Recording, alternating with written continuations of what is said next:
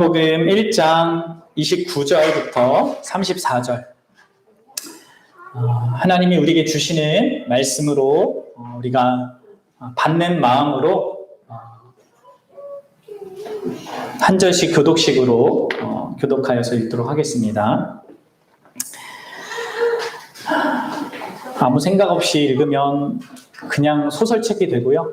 하나님의 말씀으로 받으면 복된 말씀이 됩니다. 이튿날 요한이 예수께서 자기에게 나아오시는 것을 보고 이르되 보라, 세상 죄를 지고 가는 하나님의 어린 양이로다. 내가 전에 말하기를 내 뒤에 오는 사람이 있는데 나보다 앞선 것은 그가 나보다 먼저 계심이라 한 것이 이 사람을 가리키라. 나도 그를 알지 못하였으나 내가 와서 물로 세례를 베푸는 것은 그를 이스라엘에 나타내려 함이라 하니라.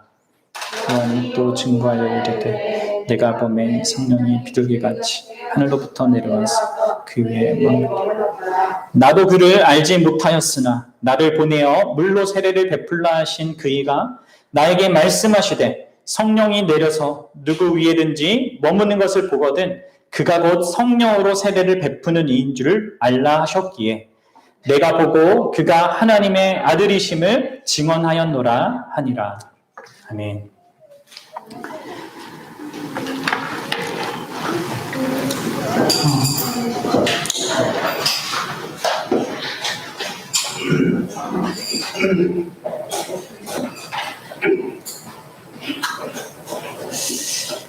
여러분들은 다른 사람들을 나와 다른 타인을 어떻게 아십니까? 아니 어떻게 다른 사람을 알 수 있습니까? 그리고 여러분들이 안다고 하는 그 사람, 가장 가깝게는 내 남편, 내 아내, 그 내 자녀들을요, 여러분들은 어떻게 아십니까? 그리고 얼마나 알고 있습니까? 여러분들은 잘 알고 있다고 생각하십니까? 우리 아내들은 남편은 아내를 얼마나 잘 알고 있습니까?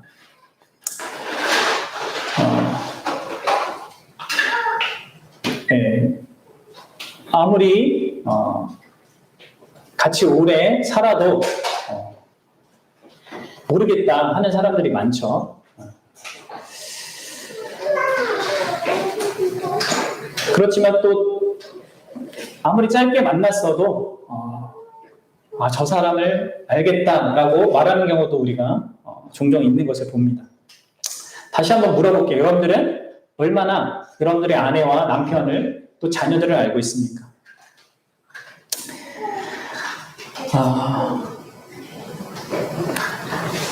우리가 모든 인격적인 관계가 그렇듯이 기본적으로 우리가 그 사람을, 그 대상을 바르게 알기 위해서는 그 사람과 상당 시간을 함께 보내야 합니다. 그러니까 경험적으로 그와 함께하는 시간들이 분명히 있어야 하는 거죠. 그래서 그를 알 수 있게 됩니다. 그래서 다른 남자보다 우리 아내들은 남편을 더 많이 알 수밖에 없는 거죠.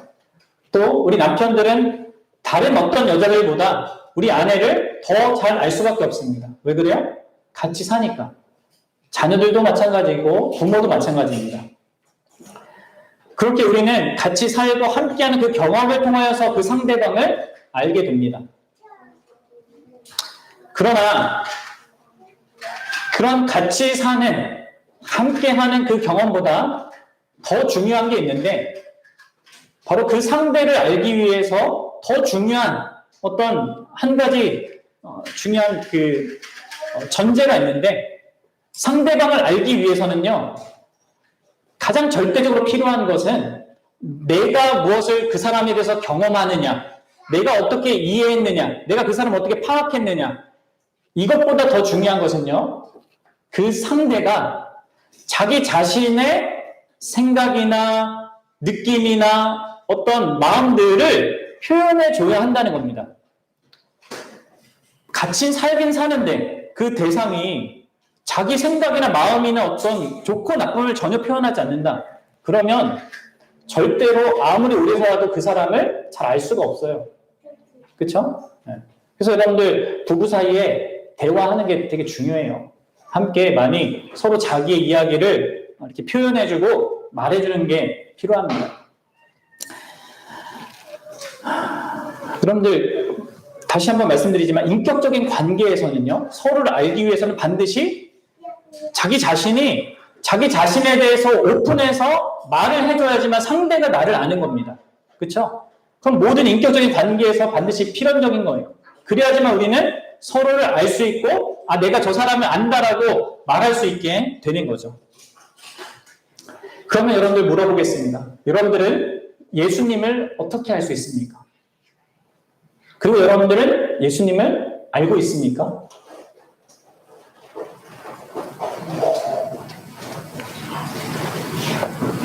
예수님이 누구예요? 나름 우리가 교회에서 신앙생활을 해왔기 때문에 다른 뭐 들은 것들이 있죠. 어떤 경험들이 있죠.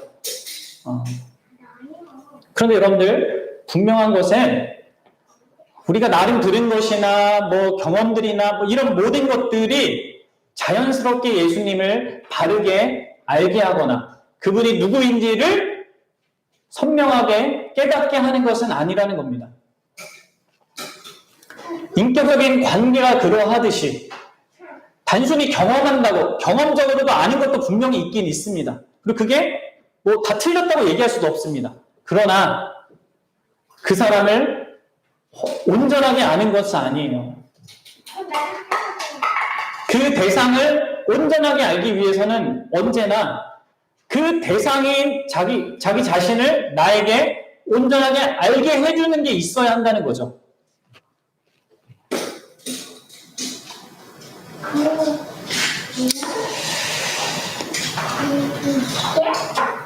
여러분들 어떻습니까? 다시 한번 물어볼게요. 내 남편, 내 아내, 내 자녀들 얼마나 아는가? 그것도 뭐 우리 인생에 좀 중요한 문제지만 가장 결정적으로 제가 묻고 싶은 것은 우리가 예수님을 얼마나 알고 있냐는 거죠. 그리고 진정으로 알고 있냐는 것입니다.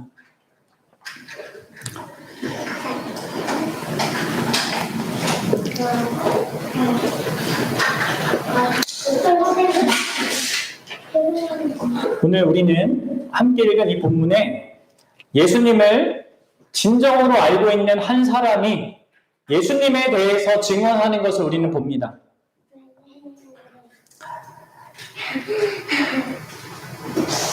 그 사람이 바로 세례 요한입니다. 세례 요한은 예수님을 진정으로 알고 있어요. 오늘 우리는 세례 요한이 예수님에 대해서 진정으로 아는 그것을 증언하는 이 내용을 보면서, 특별히 여기 있는 이 본문을 보면서 어떻게 그 세례 요한이 예수님에 대해서 알 수 있었는지, 그리고 그 예수님을 안다는 것이 도대체 무엇인지, 그리고 예수님을 알기 때문에 어떠한 반응을 보일 수밖에 없는지, 이 세 가지를 함께 좀 생각해 보려고 합니다. 어떻게 예수님을 아는 거고, 또 예수님을 알면은 어떤 내용을 알을 때 예수님을 안다고 말할 수 있는 거고, 그리고 예수님을 알 때 어떠한 반응이 나오게 되는지, 이것을 세례 요한의 모습을 통하여서, 또 세례 요한의 증언을 통하여서 함께 좀 생각해 보려고 합니다. 여러분들, 세례 요한은 예수님에 대해서 어떻게 이렇게 분명하게 알아서 이런 증언을 하고 있을까요?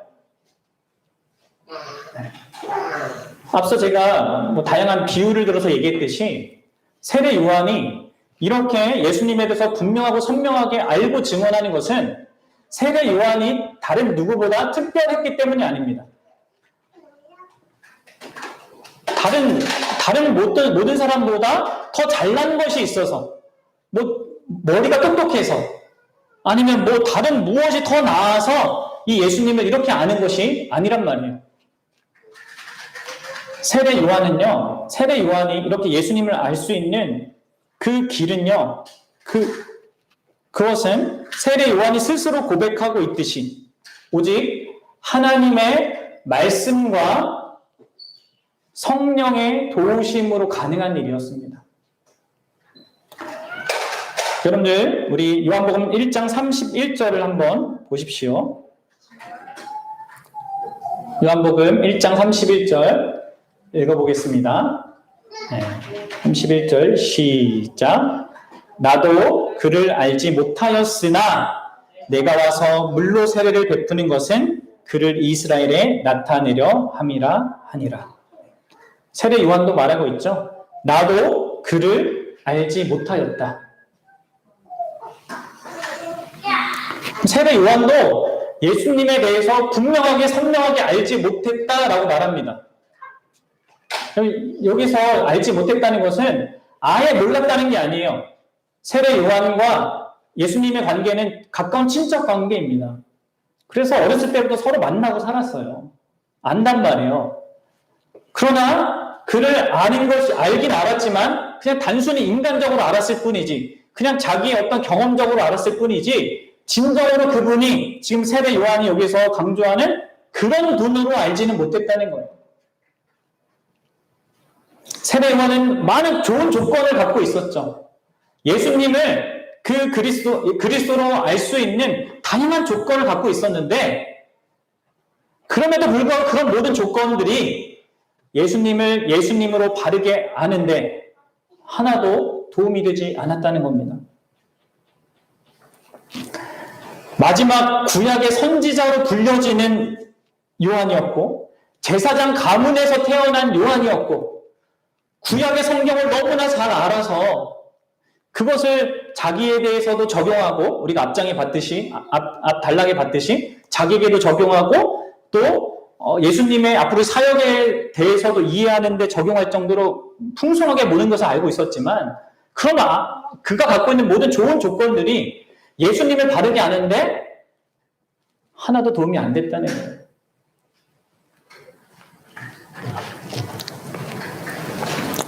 그러면 그래서 여러분들 다시 32절, 33절에서 또 이렇게 얘기하는 거예요. 우리 32절과 33절 다시 봅시다. 시작. 요한이 또 증언하여 이르되 내가 봄에 성령이 비둘기같이 하늘로부터 내려와서 그의 위에 머물더라. 성령이 여기 등장해요. 33절 시작. 나도 그를 알지, 다시 한번 얘기하죠. 나도 그를 알지 못했다. 또 얘기합니다. 두 번이나. 그러면서 뭐라 합니까? 나를 보내어 물로 세례를 베풀게 하신 그 이가 누구예요? 하나님이 나에게 말씀하시되 성령이 내려 누구 위에든지 머무는 것을 보거든 그가 곧 성령으로 세례를 베푸는 이인 줄 알라 하셨기에. 그러니까 여러분들, 지금 세례 요한이 예수님을 알아보고 예수님을 예수님으로 보게 되는 그 배경에는 뭐가 있는 겁니까? 세례 요한이 인간적으로 갖고 있는 모든 조건들이 아니라 뭐예요? 하나님의 말씀과 그 말씀을 선명하게 드러내시는 성령 하나님의 역사가 있었다는 거예요. 그럼 이것이 우리가 예수 그리스도를 아는 유일한 길입니다. 자신이 만약 예수 그리스도를 안다면, 이제 안다는 것이 무엇인지는 이제 설명하겠지만, 이 나중에 설명할 그 내용대로 예수님을 안다면, 그 내가 아는 것은 내가 훌륭해서, 신앙생활 열심히 해서, 혹은 내가 지식이 똑똑해서, 이런 것과 관련 없이요, 성령 하나님께서 알게 하신 것 속에 있는 놀라운 은혜이고 축복이에요. 그리고 아무리 내가 다른 무슨 좋은 조건을 갖고 있고 모태신앙으로 자라와서 교회 생활을 아주 열심히 했고 많이 했다 하더라도 예수 그리스도를 바르게 알지 못하는 것은 내 안에 성령께서 아직 역사하지 않으셨기 때문에 있는 그런 모습이라는 거죠. 여러분들, 우리는 분명하게 알아야 합니다. 어떤 좋은 조건도, 그리고 어떤 좋은 조건도 아무 소용이 없고요. 그리고 어떤 나쁜 조건도 아무런 문제가 되지 않는다는 것을 우리는 분명히 알아야 됩니다. 하나님을 알고 예수님을 아는 데 있어서 어떤 좋은 조건도 금수저로 태어나도 그것이 아무런 도움이 안 되고요. 또 만약에 우리가 흙수저로 태어났다 하더라도 그것이 전혀 문제가 안 된다는 거예요. 그런 세상의 어떤 조건들은 내가 세상을 얼마나 사느냐, 내가 얼마나 편하게 사느냐, 좀 불편하게 사느냐, 이거에 영향을 줄지 몰라도 적어도 예수 그리스도를 아는 데는 아무런 도움이 안 됩니다. 이 일에 관해서만큼은 우리가 예수 그리스도를 아는 데에서만큼은 요한복음 1장의 서두에 이미 이 사도 요한이 얘기한 것처럼 이 세상은 이런 상태예요. 여러분들 요한복음 1장 10절 한번 보세요. 10절부터 13절 보세요. 그가 세상에 계셨으며 세상은 그로 말미암아 지은 바 되었으되 세상이 그를 알지 못하였다. 알지 못하는 거예요. 자기의 존재와 인생이 그로부터 지은 바 되었고 지금 숨쉬고 살아가고 누리는 모든 것이 그로부터 말미암았는데 알지 못하는 겁니다. 심지어 여러분 11절 보세요. 자기 땅에 오매 자기 백성이 영접하지 아니하였으니 이스라엘이라는 하나님을 알만한 모든 좋은 것을 다 갖고 있는데도 불구하고 알지 못하는 겁니다. 그런데 여러분들 12절 13절이 나오는 거죠. 놀라운 일이 있게 되는 거예요. 인간의 모든 조건으로 알지 못하는데 그분을 알고 그분을 영접하는 사람들이 생깁니다. 그 12절 13절이요. 영접하는 자, 그 이름을 믿는 자들에게는 하나님의 자녀가 되는 권세를 주셨으니 이는 혈통으로나 육정으로나 사람의 뜻으로 나지 아니하고 오직 하나님께로부터 난 자들이니라. 하나님께로부터 났다라는 얘기가 결국 오늘 얘기하는 성령께서 알게 해주셨다 이 얘기예요. 그런 자들만이 예수님을 보고 예수님을 영접해요. 예수님의 그 가치와 예수님의 영광스러움을 보고 그 예수님을 받아들인단 말이에요. 사랑하는 여러분, 우리 자녀들이 예수님을 아는 유일한 길도 이것밖에 없습니다. 우리가 말씀을 가르쳐주고 말씀을 많이 알려주는 일도 너무나 필요하고 해야 되지만 무엇보다 성령 하나님께서 그 가운데 역사하시도록 여러분을 구해야 합니다. 자, 보세요. 이처럼 이 세례 요한도, 선지자 세례 요한도 예수님을 스스로 어떤 자기의 성경의 지식으로 알지 못했습니다. 무엇으로 알았습니까? 오직 성령 하나님의 도우심으로 하나님의 말씀과 함께 역사하는 그 성령 하나님의 도우심으로 예수를 알았다는 거예요. 이게 우리가 예수를 아는 유일한 길입니다. 그리고 내가 지금 예수를 그 배경 속에 있는 사건이요. 내가 예수를 지금 진짜 안다 할 때는요. 내 안에 성령 하나님께서 그 말씀과 함께 역사하셨기 때문입니다. 나의 어떤 조건 때문에 가능한 게 아닙니다. 그래서 그 사람은, 예수를 아는 그 사람은 항상 겸손하게 감사할 수밖에 없는 거죠. 그럼 여러분들, 과연 예수님을 성령 하나님을 통해서 알게 되면 그 예수님을 안다는 것은 그 예수님의 무엇을 아는 걸까요? 그럼 이것을 가지고 확실히 여러분들의 신앙을 잘 점검해 보십시오. 내가 진짜 예수님을 바르게 알고 있는 것인지 아닌지, 그냥 안다라고 스스로 그냥 착각하고 아니면 스스로 그냥 이렇게 세뇌시켜서 난 교회도 다니고 있고 예수님에 대한 다양한 사실들을 아니까 나는 아는 거야 라고 그냥 생각하고 있는지 그걸 생각해 봐야 합니다.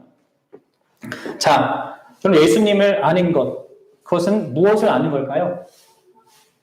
이것은 성령 하나님이 알게 해주지 않으면 알지 못하는 그겁니다. 그게 뭐예요? 가장 첫 번째로 여러분들, 그것이 요한복음 1장 29절에서 요한이 말하는 겁니다. 읽어봅시다. 요한복음 1장 29절 시작. 이튿날 요한이 예수께서 자기에게 나아오심을 보고 이르되 보라 세상 죄를 지고 가는 하나님의 어린 양이로다. 아멘. 여러분들, 이것이 예수님에 관한, 내가 예수님을 안다고 했을 때, 또 성령 하나님께서 알게 해주셨을 때 반드시 갖게 되는 가장 중요한 예수님에 대한 내용입니다. 그게 뭐예요? 세상 죄를 지고 가는 하나님의 어린 양이다. 사랑하는 여러분, 여러분들은 예수님을 이렇게 알고 있습니까? 세상 죄를 지고 가는 하나님의 어린 양이다 라고 예수님을 알고 있냔 말이에요. 이것이 세례 요한이 성령의 도우심을 받아서 예수님에 대해서 증언할 때 가장 첫 번째로 말한 그 내용입니다. 세상 죄를 지고 가는 하나님의 어린 양이다. 여러분, 이것을 잘 생각해 보십시오. 왜 예수님에 관한 사실들이 많은데, 다른 무엇으로 예수님을 설명할 수 있는데 왜 이 말을 가장 첫 번째로 이야기했을까요? 여러분, 앞서서 요한은 내가 이 세상에 빛을 증언하러 왔다라고 얘기했습니다. 네, 나는 빛이 아니고 빛을 증언하러 왔다라고 얘기해요. 그런데 여러분들, 세례 요한은 예수님이 빛이다 이렇게 설명하지 않아요. 그리고 사람들이 세례 요한에게 와서 너가 그리스도냐? 너가 그 선지자냐? 아니면 너가 뭐 엘리야냐? 이렇게 물었잖아요. 사람들이 기대하는 그 선지자, 뭐 메시아, 이런 용어를 있습니다. 이런 용어들이 사람들이 갖고 있는 이런 것들이 있는데, 그런 예수님을 가리킬 만한 다양한 어떤 이 용어들이 있음에도 불구하고 세례 요한은 예수님을 가리킬 때 가장 첫 번째로, 가장 중대한 사실로 이것을 언급하고 있는 거예요. 뭐요? 예수님은 세상 죄를 지고 가는 하나님의 어린 양이다.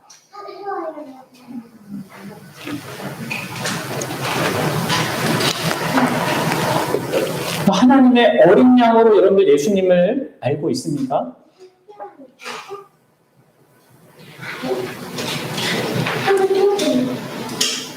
그분이 세상 죄를 지고 가는 어린 양이라는 것을 알고 있습니까?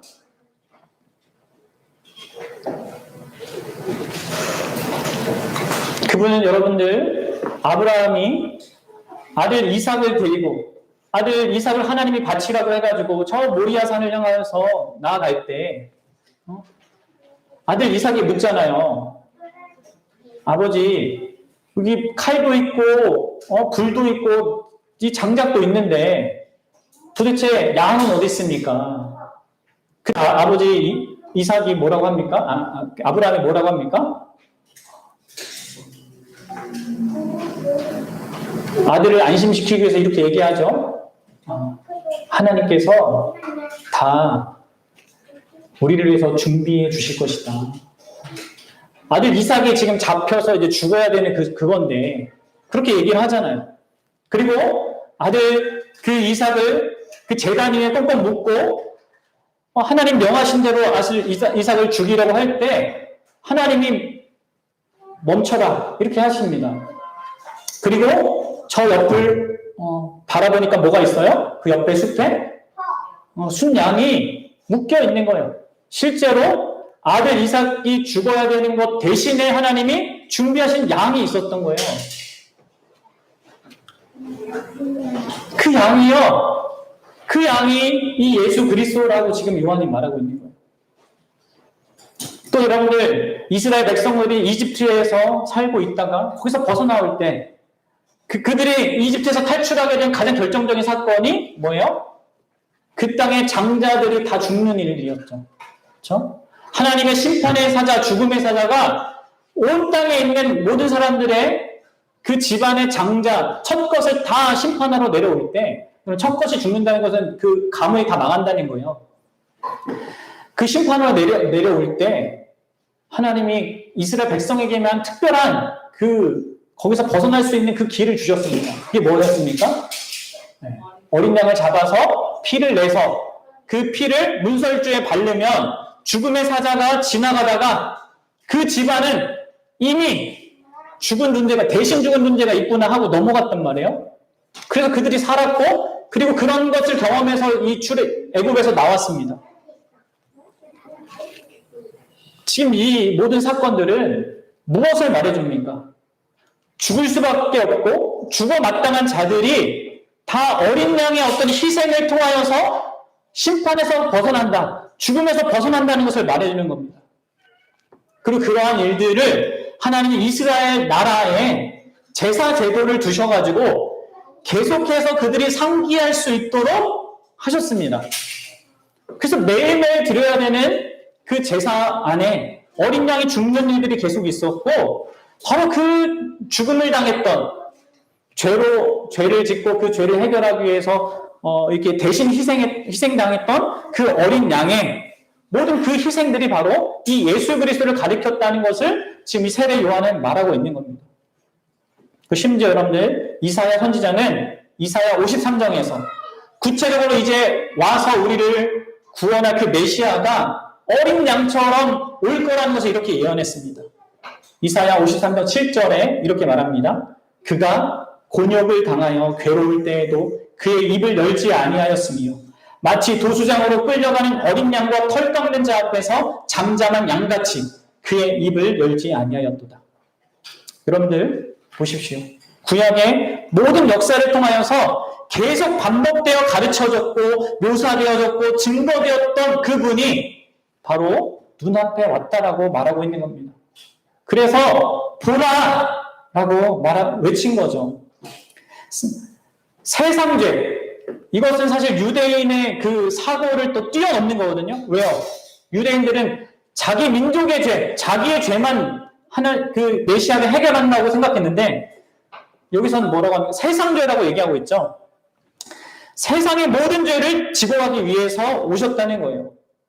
그럼 여기서 세상은 그냥 자연 만물을 얘기하는 것이 아니라 이 요한복음 내에서는 항상 하나님을 반역하고 대적하는 죄를 가진 모든 인류 전체를 표현하는 겁니다. 이런 세상의 죄를 지고 가기 위해서, 아니 더 정확히 얘기하면 그 세상의 죄를 제거하기 위해서 오셨다는 거예요. 여러분들, 예수님은요, 그 세상에 나도 속해 있는 거거든요. 하나님을 반역하고 대적하고 하는 게 무관심한 그 세상의 죄를 제거하기 위해서 오셨다는 겁니다. 이것을 가장 중요한 예수님을 아는 첫 번째 사실로 말하고 있는 겁니다. 왜 그렇겠습니까? 그것이 가장 중대한 거기 때문에 그렇습니다. 죄를 제거하는 것이야말로 구약의 제사제도의 전체의 목적이기 때문에 그렇습니다. 자신을 구약의 제물들처럼 죄에 대한 그 심판의 제물로 드려서 세상의 죄값을 그 담당함으로 말미암아 우리들을 하나님과 화목하게 하는 그 일, 그것이 우리에게 절대적으로 필요하기 때문에 그렇습니다. 여러분들, 하나님 예수 그리스도께서는 우리에게 다른 모든 축복들도 주십니다. 그러나 죄의 문제가 해결되지 않고는, 하나님과의 관계 속에서 이 죄의 문제가 해결되지 않고는 그 어떤 것도 우리는 하나도 받을 수가 없어요. 그래서 여러분들, 다른 모든 것도 중요하지만 예수 그리스도로 말미암아 우리가 받을 수 있는 가장 큰 축복은 바로 이거예요. 그분이 죄를 세상인 나의 죄를 제거해 주는 거, 죄에 관한 문제를 해결해 주는 거, 이게 모든 축복의 근원입니다. 우리의 죄를 자기 자신에게 짊어지게 하시고 자기 자신에게 돌리시고, 그래서 결국 우리로 하여금 하나님께 영접받게 하는 그런 일을 해주시는 것, 그것이요 너무나 중요하기 때문에. 여러분들 어떻습니까? 여러분들이 아는 예수님은 이런 분입니까? 예수님을 안다는 것은요, 또 결국 또 나를 아는 것과도 연관되어 있습니다. 예수님을 안다는 것은 내가 세상이라는 것을 아는 거거든요. 내 죄를 그분이 지신다는 것을 아는 거거든요. 그리고 무엇보다도 나의 결정적인 문제가 죄의 문제라는 거, 이 문제를 해결하는 것이야말로 우리에게 가장 절실한 필요로 하는 것을 아는 것입니다. 예수님을 안다는 것은. 근데 여러분, 우리는 예수님에 대해서도 모르고 우리 자신에 대해서도 잘 몰라요. 세상 사람들이 이걸 압니까? 이게 문제라는 걸 압니까? 죄가 문제라는 걸 압니까? 이 유대인들, 예수님, 이 세례 요한을 찾아왔던 그 유대인들 있잖아요. 예루살렘에서 왔던 유대인들, 바리새인들, 이들이 문제를 삼고 있었던 게 뭡니까? 그들이 문제 삼았던 것은 죄가 아니에요. 뭐였습니까? 지금 로마가 자신들을 압제하고 있다는 그 현실이었습니다. 먹고 살기 힘들다는 것이 현실이었습니다. 그러니까 메시아가 와서 죄가 아니라 이 현실을 바꿔주기를, 자기 현실을 좀 더 편하게 해주기를 바랬던 거예요. 정치적이고 군사적이고 경제적인 그 문제를 해결해 주는 거, 거기부터 자유롭게 해주는 것을 기대했던 겁니다. 근데 그러면 세례 요한은 지금 예수님에 대해서 뭐라고 얘기합니까? 그분은 그런 문제들하고 관계없고 세상에 죄와 관련이 있다. 죄를 제거해 주시기 위해서 왔다. 이렇게 얘기하는 겁니다. 여러분들, 우리의 진짜 문제가, 가장 절대절명의 문제가 죄의 문제라는 걸 여러분들 아십니까? 우리가 태어나면서부터 죽어가고 있는 것을 아십니까? 우리 죽음 끝에는 하나님의 심판이 있다는 걸 압니까? 그리고 이 죽음과 이 심판은 우리가 이 세상에서 갖고 있는 그 어떤 것으로도 막을 수도 없고 해결할 수도 없다는 걸 압니까? 돈이 아무리 많아도 인기가 있어도 내가 내 자아를 성취한다 하더라도 또 도덕적으로 이 세상에 얼마든지 다른 사람에게 존경받는다 하더라도 그 어떤 사람도 이 죄의 문제를, 이 죄로 말미암아서 있는 그 심판의 문제를 해결할 수가 없어요. 우리의 결정적인 문제는 다른 데 있는 것이 아닙니다. 그냥 당장 피부로 와닿는, 이거 없으면 어떡하지? 이게 문제인데 하는 그런 것들이 아니라는 거예요. 죄라고요. 죄.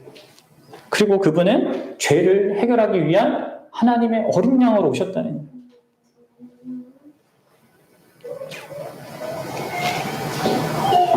그것을 자기가 짊어지고 자기가 대신 그 죄의 그 심판과 저주를 받기 위해서 오셨단 말이에요.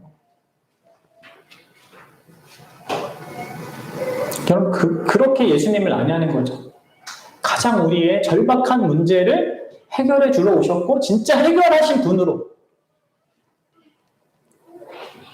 그런데 더 놀라운 것은 무엇입니까? 그분이 34절의 말씀처럼 어떤 분이에요? 그렇게 가장 우리의 절박한 문제, 그 문제를 해결하기 위해 오신 그분이 어떤 분이라고 지금 얘기합니까? 34절에 보면 하나님의 아들이라고 합니다. 하나님의 아들이, 하나님과 동등한 분이, 가장 존귀하시고 가장 영광스럽고 가장 거룩한 그분이 우리의 죄를 해결하기 위해서 하나님의 세상 죄를 지고 가는 어린 양이 되어주시려고, 희생 제물이 되어주시려고 이 땅에 오셨다는 거예요. 여러분들, 어느 누구도 우리 중에 우리의 자녀가 비천하고 더럽고 힘든 일을 하기 원하는 자녀가 있습니까? 3D라고 하잖아요. 어렵고 difficult, 더럽고 더티하고 힘든 일, dangerous, 위험한 일, 이거 감당하라고 하는 그 기대하는 부모가 어디 있어요? 또 우리 자녀들도 그것들은 본능적으로 피합니다. 하기 싫어해요. 그런데 여러분들, 놀랍게도 우리 하나님은 그것을 자신의 하나뿐인 아들에게 원하셨고, 또 하나님의 아들이신 그 예수 그리스도께서도 그것을 위해서 이 땅에 오셨습니다. 가장 더럽고 가장 추악하고 가장 그 힘든 그 일을 감당하기 위해서 오셨다는 거죠. 여러분들, 이게 얼마나 놀라운 것입니까? 이게 얼마나 놀라운 여러분 사랑입니까? 그것을 받을 만한 무엇이 있어서가 아니면 세상이라고, 세상. 여기 세상은 하나님을 반역하고 대적하고 하나님의 심판이 합당한 자들이라는 것이 이 세상의 의미란 말이에요. 그런 자들을 위하여서 그렇게 오신 것입니다. 그래서 여러분들, 성경이 우리에게 이렇게 얘기하는 것입니다. 여기에 사랑이 있다. 여러분들, 사랑은 남자, 여자가 서로 막 알콩달콩 하는 거, 그게 사랑이 아니에요. 내 자녀들을 막 이뻐가지고 막 이렇게 하는 거, 그게 사랑이 아니라고 성경은 얘기합니다. 진짜 사랑, 참 사랑, 그게 어디 있냐? 여기 있다. 하나님의 사랑이 우리에게 이렇게 나타난 바 되셨으니, 하나님이 자기 독생자를 세상에 보내심은 그로 말미암아 우리를 살리려 하심이라. 사랑은 여기 있으니 우리가 하나님을 사랑한 것이 아니요 하나님이 우리를 사랑하사 우리 죄를 속하기 위하여 화목 제물로 그 아들을 보내셨습니다. 여러분들, 하나님의 사랑을 여러분들 도대체 어디서 발견합니까? 하나님의 사랑이 여기 있다니까요. 세상을 사랑하셔서 사랑받을 만한 자격이 하나도 없는 그 세상을 사랑하셔서 죄투성이고 죄로 말미암아 망해도 살 그런 인생들을 위해서 오셔서 대신 자신이 그 죄를 짊어지고 제거하시는 그 일을 하신 거기에 사랑이 있다라고 얘기해요. 여러분들은 하나님의 사랑을 어디서 찾습니까? 기도 응답받고, 기적을 체험하고, 환상을 경험하고, 문제가 풀리고, 내가 원하는 게 이루어지는 때 하나님의 사랑을 거기서 찾습니까? 그러면 많은 이 교회를 오래 다닌 사람들이 왜 교회를 떠나겠습니까? 다 하나님의 사랑을 그런 데서 찾아요. 그래서 다 물어보면 기도 응답 안 해줘가지고 하나님 없는 것 같다고. 나를 왜 이렇게 힘들게 하냐고, 힘든 삶을 주냐고 하면서 하나님 사랑하지 않는 것 같다고. 그런데 그 사람들은 다 뭐예요? 다 모르는 거예요. 뭘 몰라요? 하나님의 사랑이 어디에 나타났는지, 우리의 가장 큰 문제가 무엇인지, 그 일을 위해서 하나님의 아들이 얼마나 큰 대가와 희생을 치렀는지, 그것이 사랑이라는 것을 모르는 거죠. 사랑 여러분, 사랑은 여기 있습니다. 그리고 그 사랑은 다만 우리를 그 가장 비참한 우리의 처지와 우리의 운명에서 건져지는 데서 멈추지 않습니다.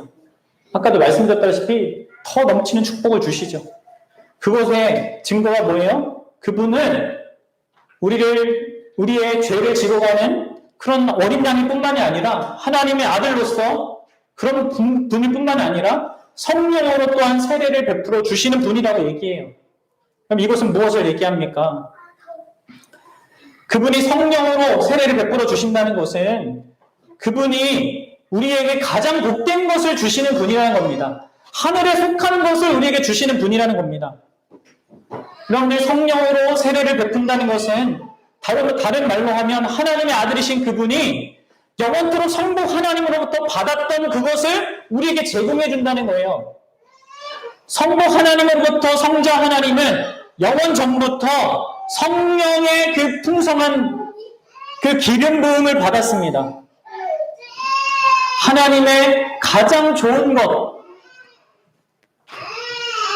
하나님의 자녀로서 받을 수 있는 가장 복된 것, 성령 하나님의 그 기름 부음을 그분이 영원 전부터 누리셨고 그 누리던 그것을 우리에게 부어주시는 분이라고 지금 말해주고 있는 것입니다. 사랑하는 여러분, 정말 우리에게 있는 죄를 용서받고 그 죄가 제거되고 그 죄의 문제를 해결받는 것도 너무나도 엄청나고 복된 그 사실인데 그분은 거기에서 멈추지 않고 자신이 누리던 그 영원한 복, 그 영광스러운 것, 성령의 기름 부음 받는 그것을 우리에게도 동일하게 적용시켜 주셔서 우리로 하여금 하나님의 자녀되는 영광을 소유하게 해주신다는 거예요. 여러분, 이처럼 예수 그리스도께서는 세상이 결코 스스로 해결할 수 없는 그 죄의 문제를 해결하시고 또 세상은 결코 스스로 획득할 수 없는 성령의 기름 부음, 성령의 세례를 오직 하나님의 자녀만이 가질 수 있는 그것에 참여하는 것을 가능케 하시도록 우리에게 오셨다는 거예요. 이 모든 일은 하나님의 아들이신 예수 그리스도만이 행하실 수 있는 일입니다. 그리고 그분이 실제로 십자가에서 행하신 일입니다. 그럼 우리 이 구절을 한번 마지막으로 보겠습니다. 우리 요한복음 19장 30절을 한번 보세요. 요한복음 19장 30절입니다.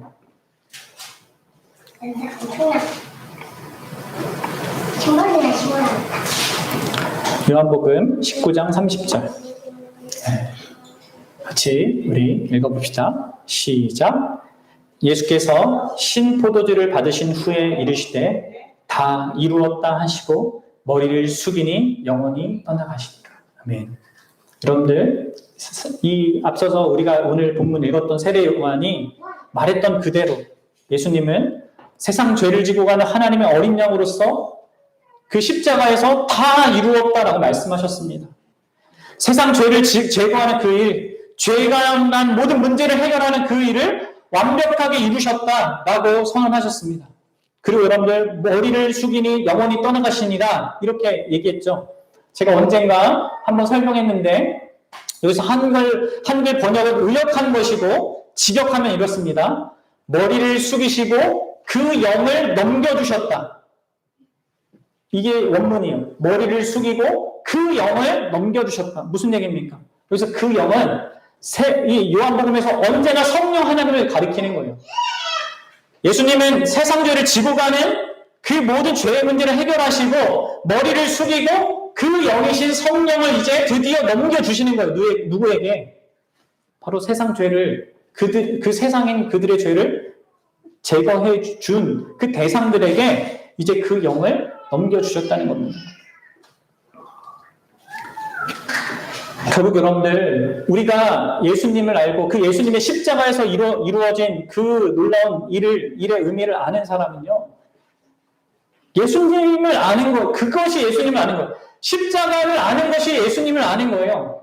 그분이 세상 죄를 지고 가는 어린 양으로서 다 이루셨다는 것을 아는 거고, 그분의 죽으심으로 말미암아 그 영을 우리에게 넘겨주셨음을 아는 거죠.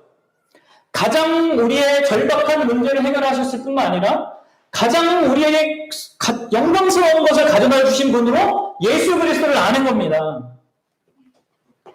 사랑하는 여러분, 여러분들은 이러한 분으로 예수님을 알고 있습니까?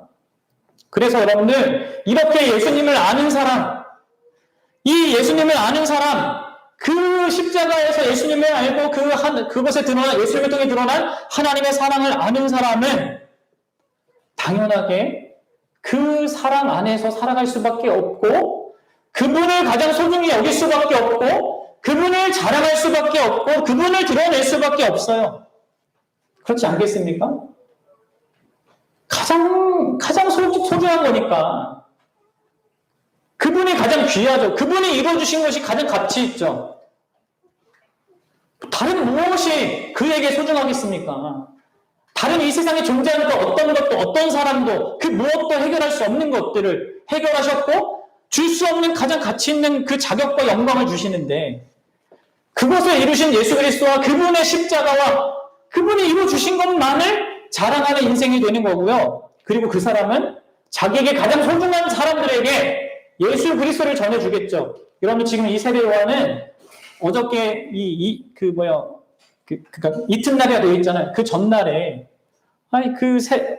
예루살렘에서 온 사람들에게 이 얘기를 하지 않았어요. 얘기해도 안 들을 거니까. 왜 그들의 관심에는 다른 것이 있죠. 그냥 현실 문제 해결하는 거 거기 있지만, 지금 자신들과 함께하고 있는 그 이튿날 함께하고 있는 제자들에게는요, 지금 이 가장 중요한 사실을 말하는 겁니다. 자신과 함께하고 있는, 자신이 섬겼던 그 제자들에게 이 가장 중요한 사실을 말하고 있는 겁니다. 자신의 사랑하는 사람에게는 가장 소중한 것을 줄 수밖에 없잖아요. 예수 그리스도를 가장 소중히 알고 그분이 우리에게 이루어주신 그 영광스러운 것들을 가장 잘 아는 사람은 자신에게 가장 가까운 자들에게 다른 무엇이 아니라 바로 예수 그리스도를 말해주게 되어 있습니다. 그 예수 그리스도의 어린 양 되심과 그분이 하나님의 아들로서 우리에게 성령의 세를 베풀어 주시는 가장 영광스러운 분이시라는 것을 증언하는 자가 될 수밖에 없다는 겁니다. 사랑하는 여러분 어떻습니까? 그래서 여러분들 사도 바울은 갈라디아서 6장 14절에 이렇게 얘기한 겁니다. 그러나 내게는 우리 주 예수 그리스도의 십자가 외에는 결코 자랑할 것이 없으니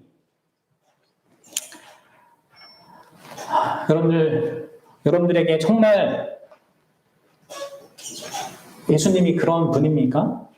결코 자랑할 것이 그분의 십자가밖에 없다라고 그렇게 말할 수 있습니까? 이것이 성령 하나님이 우리를 예수님을 알게 한 그 명확한 내용이고 실체입니다. 그 사람은 그것을 아는 자로 이 땅을 살아가요. 얼마나 복된 인생입니까? 우리는 우리의 주어진 그 현실에 있는 것들로 인해서 늘 울고 울며 그렇게 좋을 때는 막 이러한 늘 왔다 갔다 하는 세상 사람들처럼 그렇게 살 수 없는 존재입니다.